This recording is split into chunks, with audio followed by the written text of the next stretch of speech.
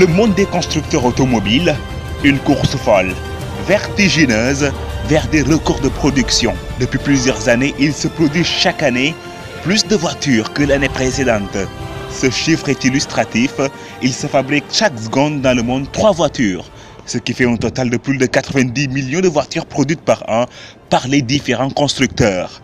Il se produit ainsi plus de voitures qu'il ne se conçoit de bébés dans le monde. Chaque seconde, 2,4 nouveau-nés, soit 70 millions par an. Les années 2010 ont vu naître une rude concurrence entre géants de l'automobile, Toyota, General Motors, Volkswagen, le trident Renault, Nissan, Mitsubishi et le groupe Hyundai qui produisent à eux 52% de la production mondiale en voitures. La concentration des entreprises est de plus en plus d'actualité. L'union entre Renault, Nissan et Mitsubishi en est une, mais que dire de Volkswagen qui totalise à son sein 11 marques automobiles, Volkswagen, Audi, Porsche, Lamborghini, Bugatti, Bentley, Skoda, Seat, Volkswagen véhicules utilitaires, MAN et Scania.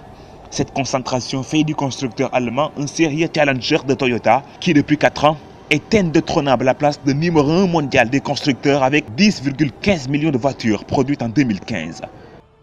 Volkswagen est tout près à l'affût avec 9,93 millions de voitures par an, en devançant l'ancien boss de l'automobile, General Motors, qui reste à 9,8 millions de voitures.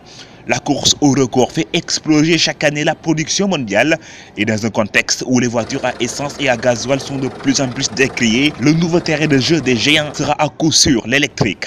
Volkswagen s'est fixé un objectif de 25% de voitures électriques à vendre d'ici 2025. Toyota n'est pas en reste. Le japonais s'engage depuis quelques années dans une révolution électrique et n'envisage pas de limite dans ce domaine. Aucun constructeur automobile ne sera en marge des électriques. Daimler, qui produit les Mercedes, Nissan et General Motors ont également pris le cap. À l'horizon 2025 et 2030, les hybrides et les voitures à batterie devraient composer, selon des projections différenciées, 30% de la production mondiale de voitures. C'est justement en 2030 que l'OPEP prévoit une descente vertigineuse de la demande mondiale en pétrole. Perspectives intéressantes pour les écologistes.